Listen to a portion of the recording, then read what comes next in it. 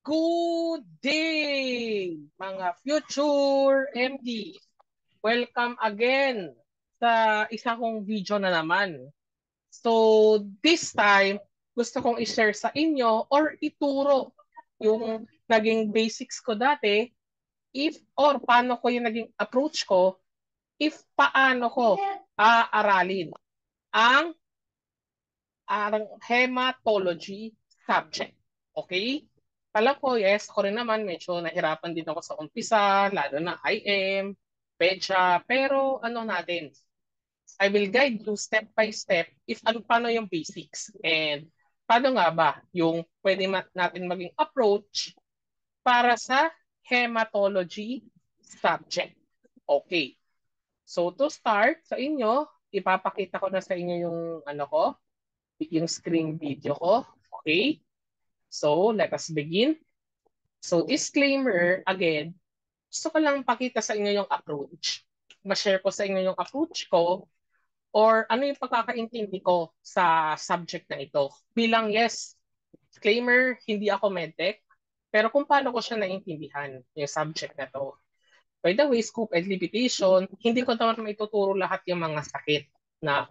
So, it will be involving yung mga lectures nyo sa IM, sa PEDSA, o kaya sa clean path ninyo.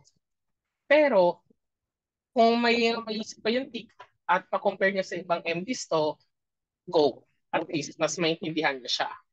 Okay? So, welcome sa ating crash course, which is tungkol sa hematology or mga pag-aaral sa dugo. Okay? So, again, gusto kong i-emphasize sa inyo to, yung vertical horizontal learning. Bakit? Isipin nyo kasi, yung mga subjects na yan, magkakakonekta yung mga yan. Treat the medicine course as one whole subject. Isang subject lang, pag dugtong-dugtungin ninyo, kumbaga, connect the dots. Dito, sa video na ito, isa sa goal ko, i-demonstrate ko sa inyo if paano ako nagko-connect ng dots sa subject na ito. Okay? So, know the normal function of each cell first. Okay. Unahin natin yung erythrocyte. Pula. Okay? Galing sa lungs, ano bang meron sa lungs mo? Doon sa capillaries, nagkakaroon ng exchange kasi. In an exchange of ng carbon dioxide nyo na lumalabas sa cell, mapalit nun yung oxygen doon sa alveolar capillaries natin. At isa pa doon, may bicarbonate to. It can act as buffer. Okay? Isa to sa natin. Kumbaga sa natin para mag-act siya as buffer and then kung sobra-sobra yung asido, ito, isa to sa pwede mag-compensate. And usually, biconcave ang mga red blood cell natin. So makikita nyo na lang sa histologic slide, pula-pula sila. Yan yung sectional view. At ito yung nila. Yan yung mga itsura ng mga selula. Ang tawag dyan, rulo. Pag narinig nyo yung word na rulo, ibig sabihin, nakapila sila in Tagalog. Okay? Kung makita mo naman itong picture na to, ayan, yung mga pula-pula na yan, these are your red blood cells. Kaya nga, erythrocyte ang tawag sa kanila. Okay. At ang erythrocyte na yan, ang dami ng mga structure. Okay? May cytoplasm na nagkikerry ng hemoglobin mo. Okay? So, ito, yung buong yan, cytoplasm yan. Tapos may enzyme dyan, glucose 6-phosphate dehydrogenase, ang galing sa pentose phosphate pathway. Na dalawa kasi ang function ng pentose phosphate pathway. Yung isa, yung significant dito, is gumawa ng free radical. Yung isa naman, yung mga sugars ninyo para sa DNA natin. Okay? Tapos, tignan nyo yung mga itsura nila. Kumbaga, sa isang construction, ayan sila. Mga protina tong mga to. Yan o, yung band 3, ito yung bahala sa bicarbonate kaya nagkakaroon ng gas exchange. Yung band 1, parang scaffolding yan. Okay? Scaffolding siya, kumbaga yung bakal sa isang construction ng building. Ganun natin siya i-ahalin tulad dito. Okay? So, glycophorins mo naman, ito sila, yung mga glycophorins mo. Ayan, itong mga to. Glycophorin. Ang significance lang yan, pag nagkaroon ka ng example sa malaria, diba? Ano bang ano ng malaria mo? Yung mga dots na yan. So, kaya sila, nagbabind, dyan sila, magbabind, dyan sila papasok sa glycophorins nyo. Okay? Tapos ito yung cytoskeletal proteins. Yan yung mga protein, yung mga spectrin. Ito yung angkyrin mo na sensitive sa proteolysis or basira. Okay, mga protein na tong mga to. Itong spectrin, kumbaga, sa aktwal na buhay, rubber band. Ito yung rubber band ng cell mo. Kaya yan, may tinatawag diapedesis, lulusot sila sa loob ng ano mo, ng membrane mo dahil dito sa pagiging rubber band nila. Kahit sa maliit na capillary, bakit sila nakakalusot? Dahil dito sa spectrin na to na sobrang elastic niya, parang parang goma. Yun ang rule. Kaya ang erythrocyte, goma yan kung tutusin, na taga-carry ng oxygen mo. Okay. So ano nga ba meron sa cytoplasm? Sabi ko, di ba? Hemoglobin. Yung hemoglobin, take note na oo nga, pag sa mismong protina, hindi kakabit yung oxygen na yan. Okay? Magdi-diffuse lang yan, wala lang sa tissues mo. Pero pag haluan mo ng bakal yan, halimbawa sa hemoglobin, iron, di ba? Pagbabalikan ninyo yung in a while, sige, ipapakita ko for a short while yung synthesis ng heme natin na papasok si iron doon sa last step, nagpabind yung oxygen doon, kaya stable siya na nakikerry niya yung oxygen doon. Again, quaternary. I want you na, ano niya talaga, primary, which is the composed of the amino acids. Secondary, yung alpha and beta pleated sheet. And then yung tatlo, yung mga helices and coils, tertiary and quaternary. Marami nga primary structures yan. So ito, ng bawat heme mo, yan ang taga-carry ng oxygen mo. Yan sila pag nakaharap sa'yo. Pero pag igilid mo yan, makikita mo, iron. Kaya nga, amaya, i-discuss ko to. Ito yung iron mo, ito yung heme, ito yung oxygen. Sasakay na yung oxygen saan to be delivered sa iba't ibang parte ng katawan mo. Okay? So, ito siya. Yung heme mo, dalawa yan. Succinyl coenzyme A at glycine. Glycine, non-essential amino acid. Pag non-essential, pinoproduce yan ng katawan mo. Okay. Tapos, yung succinyl coenzyme, kung pagbasayan mo yung protein, so isoleucine, methionine, and valine. Pabuong succinate na to, so pagsamahin ko yan dalawa, via yung rate limiting enzyme nila, which is yung ALA, avalebulonic acid synthase, gawa. So, aminolevulinate. Ito sila, Tapos dire-diretso yan dito sa, sa levulinic acid hanggang magawa ka ng porphobilinogen. Ayan. At sa proseso na to, ito yung proseso ng paggawa ng hemoglobin mo, papasok dito yung iron. Pagpasok ng iron dyan, stable heme na. Pasukan mo ng oxygen, globin, hemoglobin. Okay? So, saan magbabind yung oxygen mo at makikerry na ng katawan mo. Okay? Kumbaga, sa Tagalog, ganyan ginagawa ang grab. Yan ang grab at ang food panda ng katawan mo ng oxygen. Ganyan sila gawin sa red blood cell mo, sa hemoglobin mo. Okay? So, anong significance? Bakit ako nag-discuss nun sa hematology? Kasi amino acid yan, protein yan. Kita nyo, protein ako ng protein or non-essential amino acids. Usually, protein synthesis, babalik pa sa central dogma of the DNA mo. Okay. So ito, lilimit ko na yung scope ko dito ng central dogma. Nga, i-discuss to. Pero ang gusto kong appreciate ninyo galing sa genetic nyo at sa instructions ng katawan ninyo, paano mo magawa yung mga protina na yan? Bakit? Anong mangyayari? Ayan. Ito kasi, di ba, nag-RNA, gumawa, galing sa DNA, naghiwalay tayo, may DNA replication. Tapos, gagawa ka ng RNA from it. Ito yung mga enzyme na kailangan mo, gumawa ka ng RNA. At sa RNA na yan, pag na-transcribe yan ng ito yung translational RNA mo, ibig sabihin, gagawa na siya ng amino acid o yung mga scaffolding or bakal. Baga, ito sila. Ito yung mga instruction na anong klaseng bakal yung gagawin mo. Ayan. So sa bawat ano niyan, sa bawat letra or bawat protina, bawat RNA na yan, na letrang mabubuo, may corresponding dito yan na amino acid na gagawin mo. At protina, sabi nga natin, scaffolding siya. So, ito yung paano paggawa ng scaffolding. Okay? Isa pang application ko sa scaffolding na yan, ito, halimbawa, kumain ako ng iron sa katawan ko. Ba, kumain ako ng iron. Ayan, no?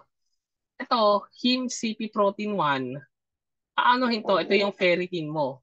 Dadalhin at dadalhin niya to. Okay. Dadalhin niya yan. Yan yung iron mo. Hanggang yung iron mo na yan, pupunta sa ferroprotein. Yan yung ferroprotein, di ba? Ito yung ferroprotein mo. Ita-transport yung iron sa loob ng cell.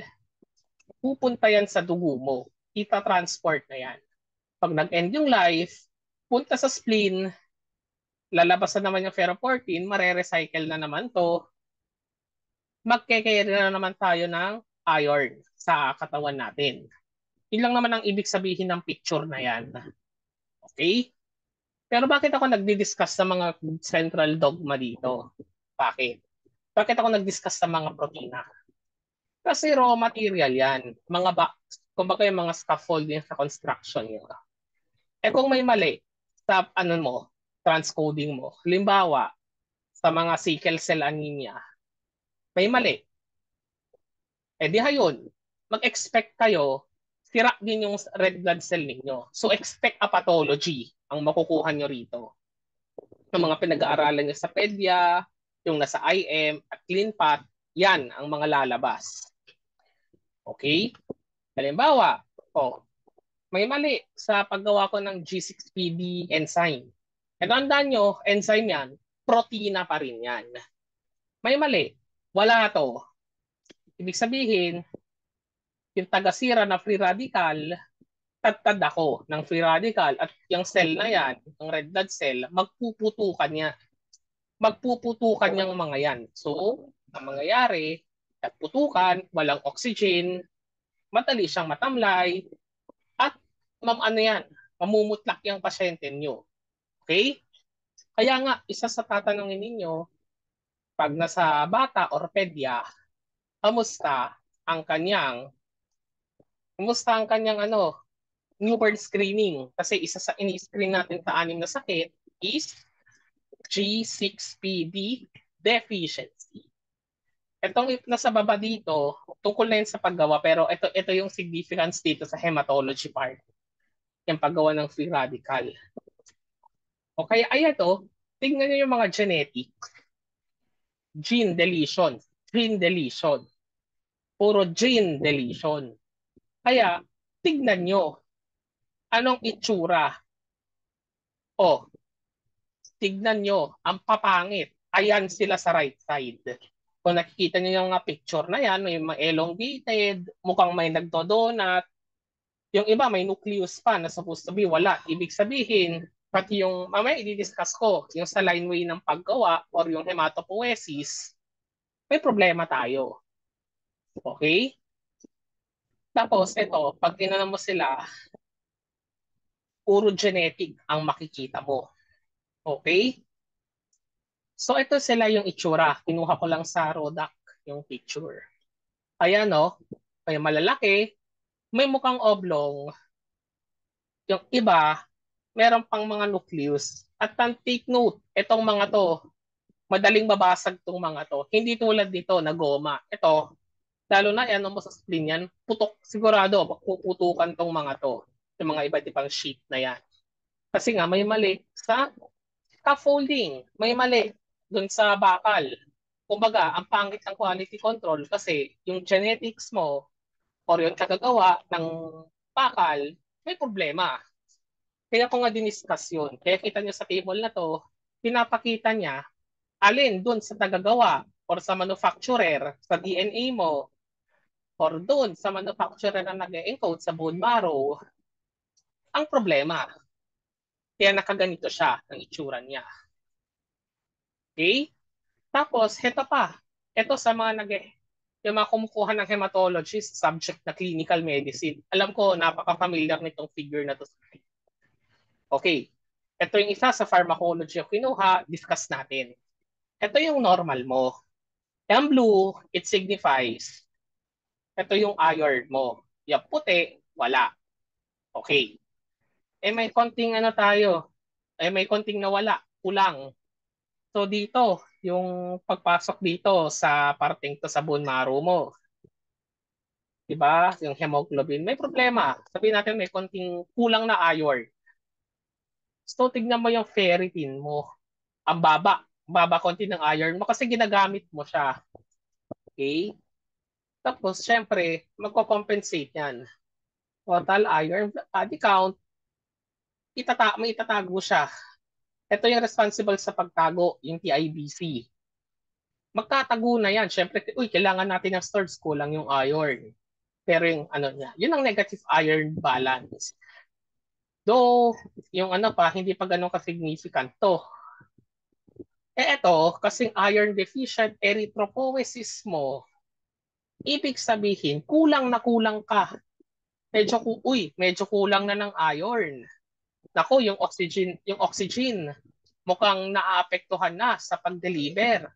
Sige, gawa na tayo ng protoporphyrin. Sige, itong iron deficiency anemia, hala nako, sobrang konti na ng iron natin. Sige, gawa pa. Hala, sige, bone marrow, bilisan mo. Gumawa ka ng bilisan mo. Sige lang, okay na yan. Gumawa ka na ng red blood cell. Ang pangit. E di hayan, microcytic or hypochromic ang nakuha mo. Ibig sabihin, kasi pati yung pagka-scaffolding, ang pangit na, paka-compensate ng na gumawa. Dahil kulang na kulang ng oxygen at sigurado, ang puputla nitong mga pasyente na to pag nakita nyo sa clinic tong mga to. Okay? Ayan, yan lang naman yung i-correlate yung central dogma. So, ibig sabihin, genet genetics siya. Okay? Genetics yan. So, dapat magets natin yung natin. Okay? Okay. Yan ang natin sa kikita nyo na lang dito. Ayan, no? Ganyan lang naman yung metabolism. I would like you to post this video sana and mabasa nyo siya. Okay? So, the next is know your principle. Hematocrit, ibig sabihin, di ba, kukuha ka ng dugo. So, okay, kumuha ako ng dugo doon sa, doon siya sa, di ba, syringe, di ba, sa container. May doon, may mga puro grupo ng RBC doon, i-ratio mo siya. Yun ang hematocrit mo. Erythrocyte indices ang importante, ito, sa bawat RBC na makuha na divided by the RBC doon, i-divide mo yung hematocrit. Okay? Again, hematocrit is yung ratio or yung dami ng erythrocyte sa isang whole blood. Tapos, syempre may binilang na whole blood yun. May din na ratio. Ipag-divide mo. Tignan mo kung normal ba yan o baka mamaya maliit or malaki. Ibig sabihin, kasi pag pangit yung average volume mo, baka may nagliliitan o baka may naglalakihan ng mga red blood cell dyan. Okay?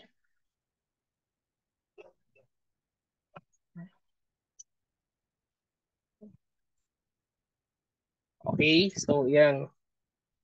Tapos, yung ano natin dito, okay? Yan yung ano natin dyan, ha? Tapos, ang madidiscuss ko naman sa inyo ngayon will be yung sa ano natin. Okay? So, ayan. So, nakikita niyo naman dito sa ano natin, di ba? Ito yung mga iba't ibang picture. Sample, nagliliitan sila kasi, uy, gawa ka ng gawa. Pag orthositic yan, ang iniisip ko dito kasi, baka mamaya, usually ang common dito, mga autoimmune. Yung parang nagawa na siya, kaya lang, inatake lang. Yun yung makikita nyo rito. Inatake lang, o baka mamaya, dun sa mismong ano yung problema, hindi sa paggawa, pero sa end product. Okay? O kaya ganun din dito sa macrocytic mo na sa end product pero may kinulang sa pag-instruct sa pag-produce. Kaya nakaganyan yung mga itsura ng mga cell ninyo. Kaya na ganyan sila. Okay?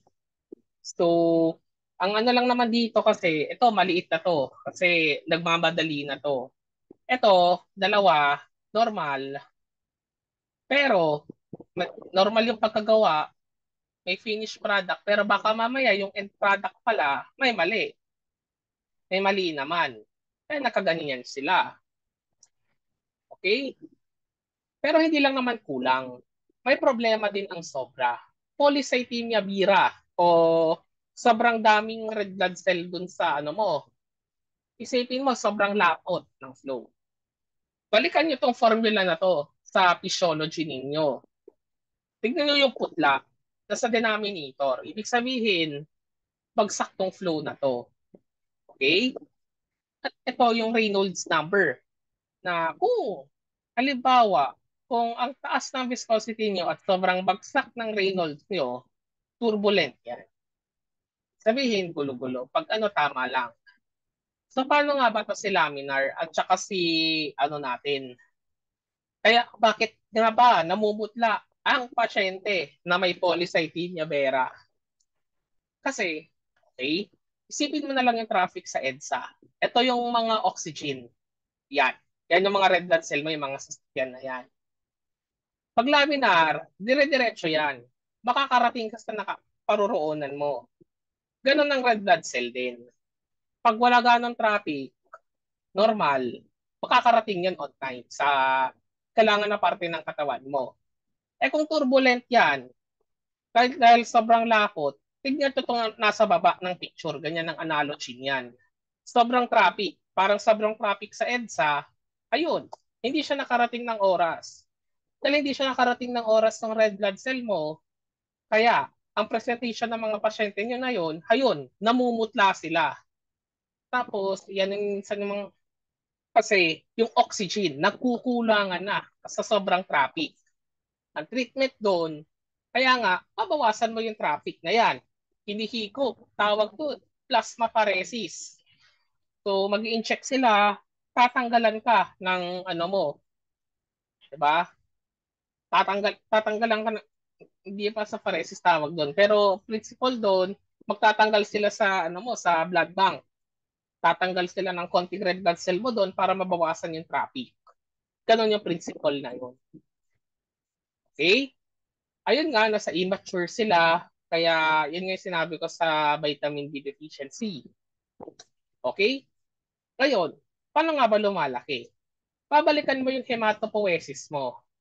Ito yung pluripotent stem cell. Ayan. Tapos, ito yung kanya-kanya nilang mga intermediate. Ito yung bone marrow mo. Mabuo mo itong mga end product na to. Ito yung mga finished product. Okay? Ito yung itsura ng isang normal na bone marrow. Okay. Yan ang bone marrow. Ako, ang analogy na dyan, factory to. Ito ang factory ng mga cell ng katawan ninyo. Okay, in a while, i-discuss ko bakit ako nag-discuss ng mga factory dito. Okay, yan ang analogy na isipin nyo sa bone marrow. Okay, ito, yan ang mga taga-utos, ano yung mga kailangan mong gawin. Okay, ito yung example, erythroblast, erythropoietin, ito yung galing sa kidney mo. Kaya nga, halimbawa, may anemia of chronic kidney disease, halimbawa, sira yung, may isa doon, tinatawag, sa glomerular cell apparatus mo doon, nagproproduce ng erythropoietin mo. Sira, halimbawa. So, walang uutos kay bone marrow, hoy, gawa ka naman ng erythroblasts. Kaya isa sa tinitignan sa, sa CKD, pagsakto. Okay? Tapos ito yung thrombopoietin. Kaya ito yung binibigay. Usually yan, sa pharmacology, dinidiscuss to mga to sila Fieldglass team. Ito sila, trabaho ng mga Fieldglass team nyo, sa Gamos team mo. Ito sila, mga taga-utos sila na para magawa mo itong mga finished product. Kaya nga stimulating factor ang tawag sa kanila. They stimulate the formation ng mga dugo sa katawan ninyo. Okay? Kung isipin mo, eto puro taba. Yung iba nga dyan, puro fiber pa. Anong nangyari? Isipin mo, palpak ang factory mo na hala, sige, gawa, gawa, gawa, gawa, gawa, gawa, gawa lang. Wala na akong pakialam po naman naging produkto ko. Eh di hayun, may yellow display siya. Palpak ang factory mo. Bakit? Pangit ng instruction. Sa isang manufacturing kasi may mga standard operating procedures or may manual. Yung manual dito, yung DNA mo. Isipin mo na lang sa central doc, ma'am, manual mo pa lang, may mali. Bakit may mali? Mutated. Diba? Halimbawa, kaya nga tinidiscuss sa inyo, may mga translocation, yung mga natin, Philadelphia chromosome, nagbali-baliktad, inversion sa inyong chromosome. Kasi, di ba, sa mga CML mo. Kumbaga, sa factory, mismong paggawa pa lang ng menu book, may mali ka na. Yung SOP pa lang, may mali ka na sa manufacturing. Ganon ang nangyari. Kaya yung mga selula mo, ayan sila. Ang papangit ng itsura mo. Diba? White blood cell mo, nagpapalpakan. Tapos, pati yung red blood cell mo, hala, sige, gawa rin ng gawa, ng gawa, ng gawa, ng gawa. Yun ang problema. Ganon ko sinisimplify, ang myelodysplasia. May mali. Sa menubok mo, palpak ang factory mo. Sino nga ba ulit si factory? Si bone marrow mo. Okay? So white blood cells naman, let's move on sa white blood cells. Ito yung body of protection natin. Ito, araw-araw, sila yung mga magiting ng mga sundalo at saka mga pulis ng katawan natin. Ito yung mga magigiting, mga white blood cells. Itong white blood cell na yan, di ba, ito, isa sa trabaho nila, maglabas ito, mga chemotactic factors, so mga histamine, interleukins, they enter into the active leukocytes, tapos, oy, platelet, halika naman dito, mukhang nagdudugo to.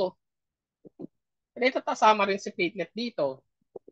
Okay, yan ang normal ng mga white blood cell mo. So, ito, neutrophils and macrophage, mga nauuna to. 'Di ba? They destroy yung mga invading. Ito yung mga pulis natin sa katawan. Mga pulis sila. So, they attack and they destroy yung mga bakterya mo. Ito yung mga unang papasok. Tapos, kita mo ito. Yan o. Yan yung diapedesis. Squeeze. Di parang pulis lang na pumapasok sa eskinita. Papasok at papasok yan. Bayad na tawag doon, diapedesis. Diba? Tapos ito, hindi lang yan yung macrophage na kumakain lang, pati rin sila, kumakain din sila ng foreign object. Ito, yung mga selectin, tapos ito yung rolling. Parang nagro-roll siya kasi umiikot siya. By the way, sa lalo na yung mga second years, kung sa Robbins nyo, sa chapter 3, may napakagandang picture doon na pinapakita talaga yung nag-roll doon and then didikit sila rito. Yung ICAM 1, ito yung kapitan nila. Yung Selectin, parang release lang ng train lang. Yan. Diyan lang sila tapos aalis na sila dyan. Pero pag dumikit na yan, through the ICAM 1 mo, ang tigas niyan. Sa tigas na yan, tapos dulo, syempre, isa sa niyan, increase ng vascular permeability mo sa inflammation. Diba? So, vasodilation yung isa kasi doon sa ano natin, sa factors of inflammation, sabi natin. So, papasok yan, and then maglalabas ng cytokine, hayan na, nakapunta na siya to the site of the injury. Yan ang mga normal na function nila. Eosinophils naman, sa allergic reaction, mataas yan. Kaya sa parasite, sobrang ang tataas nito. Ilang naman trabaho niyan. Basophil, may mga histamine, kumbaga, factors sila, basophil sa naglalabas. Okay? At ito, ang mga sundalo ng katawan natin. Maliliit, small but terrible. Sundalo, lymphocyte. Okay? Ngayon, hahatiin sa dalawa to. Pero mga talagang wala. Mga reservist lang sila. Tawag doon, humoral or B. P, galing sa bone marrow. At yung iba, mga tactician. Bakit? Kailangan nilang pumasa sa school, sa military academy ng katawan mo, which is yung thymus mo. Doon sila magmamature to become the T-cell. Okay? Ang problema, ayan o, ito yung pinakaiba nila. Okay? Yung humoral immunity, which is yung B-cell adaptive, ito, yun yung mga ano mo, di ba? Okay.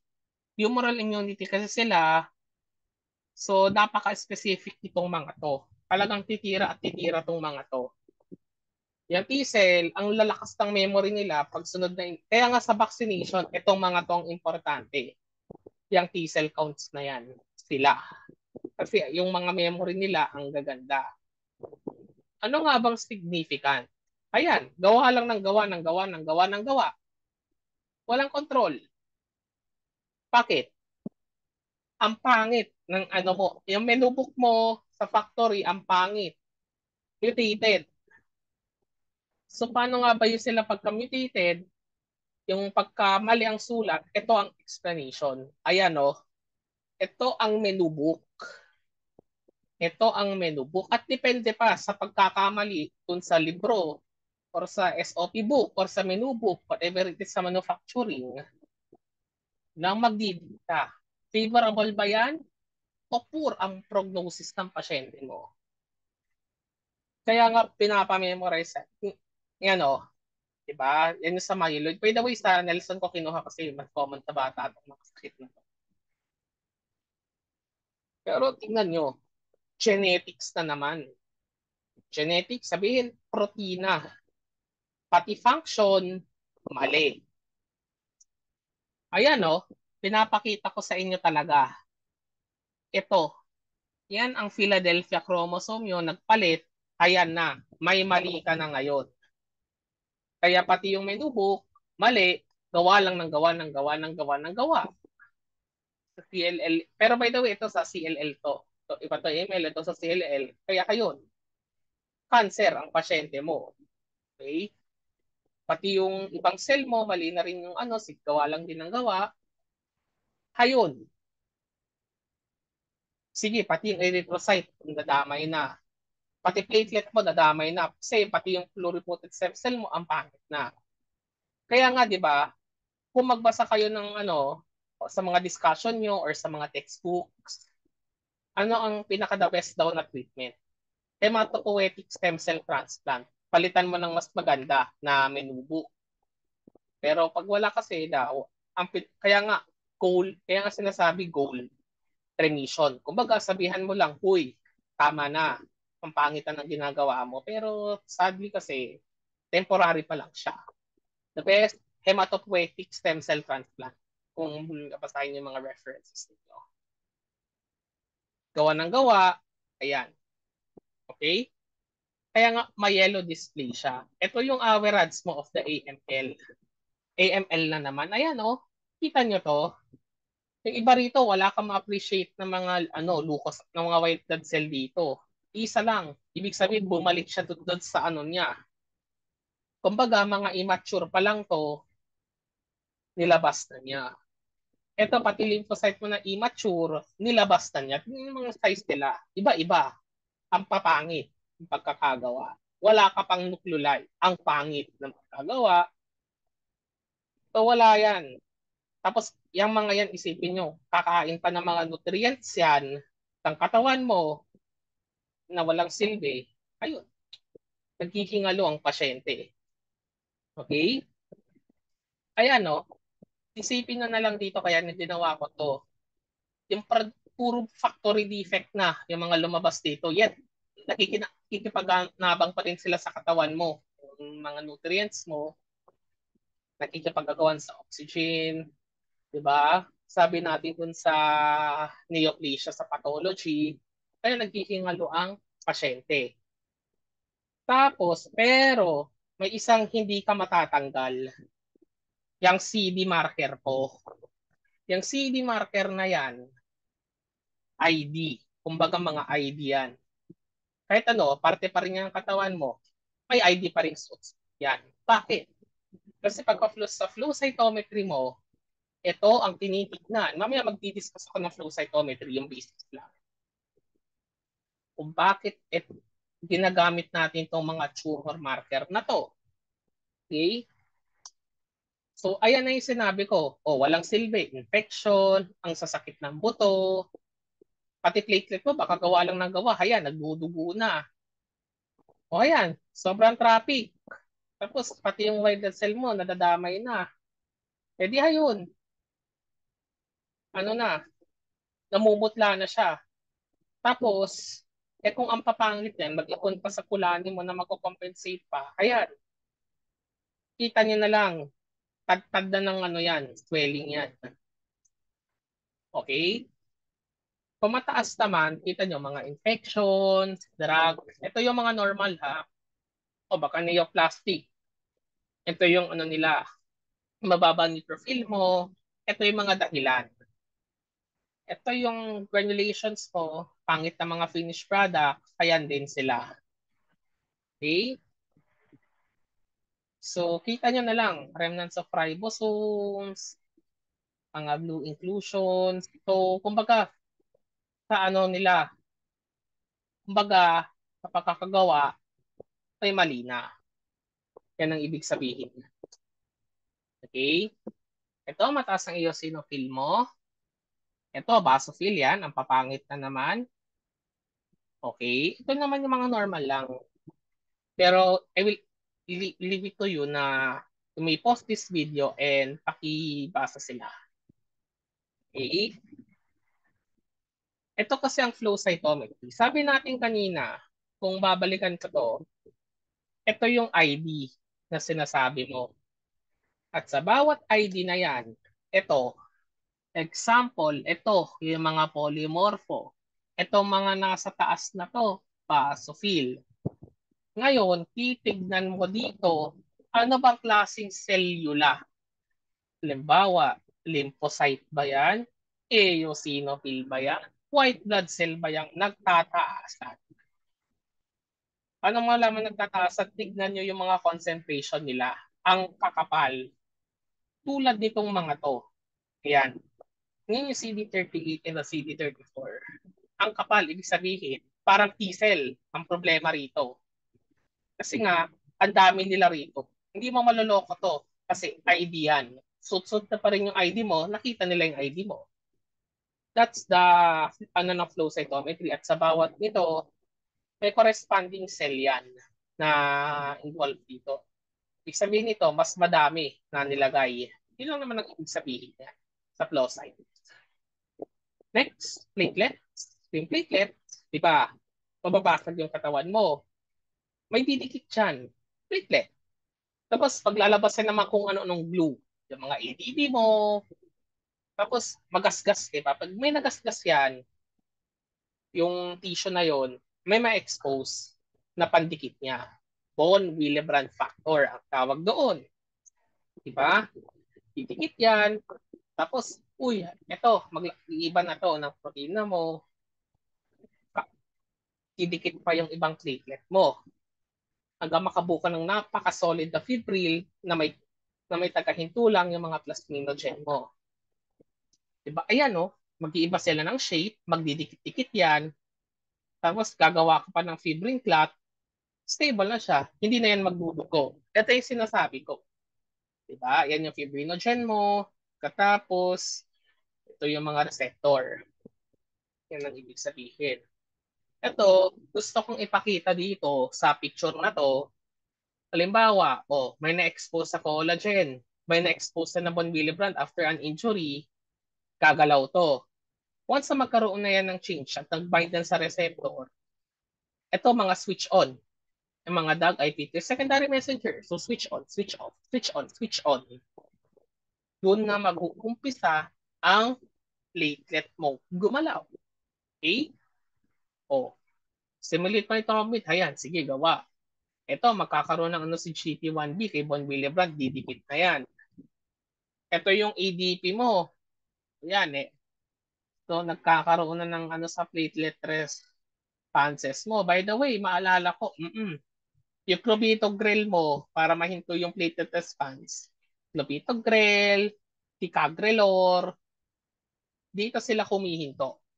Ayan, dyan. Kaya nga inaano sa kanila, pag nahinto mo yan, wala kang platelet response, madugo yun. Okay? Yun yung reason, para lumabnaw yung dugo. Yan ang mga reason. Dito, tignan nyo na lang yung COX-1 dito. Diba? Pigilan, ito, gagalaw yung platelet. Pag hindi, kaya nga tignan nyo yung aspirin. Yung aspirin ninyo, since wala kang COX-1, hinto yan, wala kang platelet response na makukuha. Wala kang platelet response na makuha.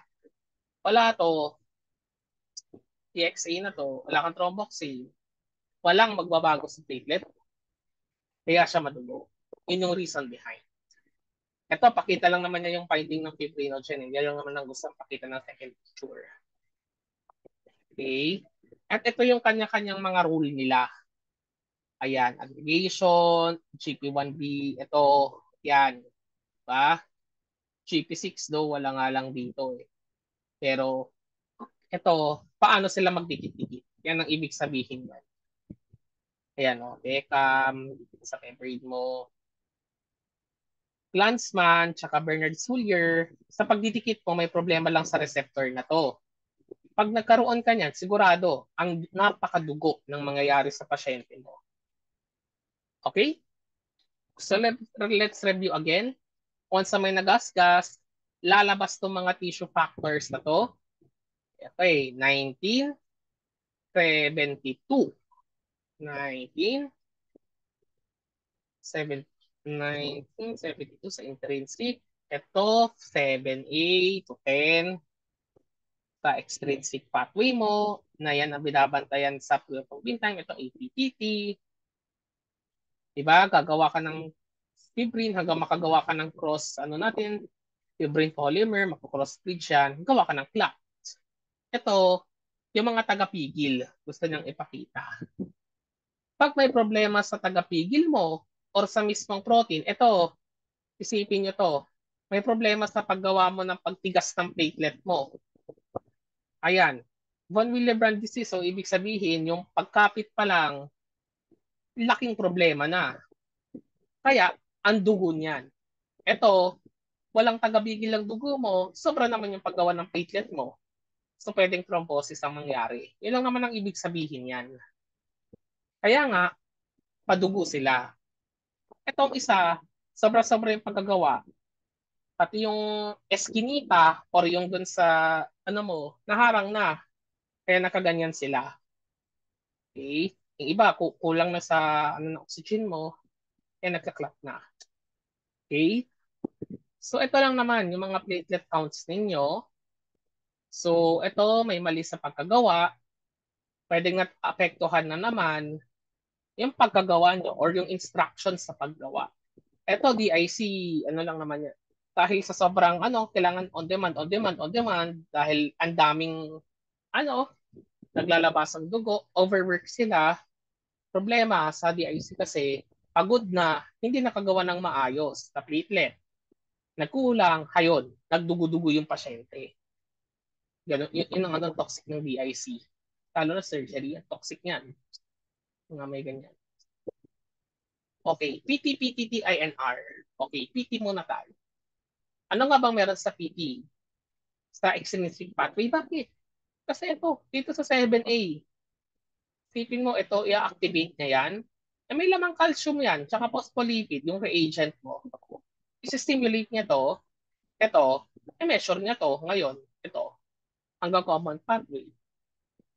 Pag i-calculate mo, ayun, meron pang ang controls yan na standardized na. I-control niya, yun yung INR.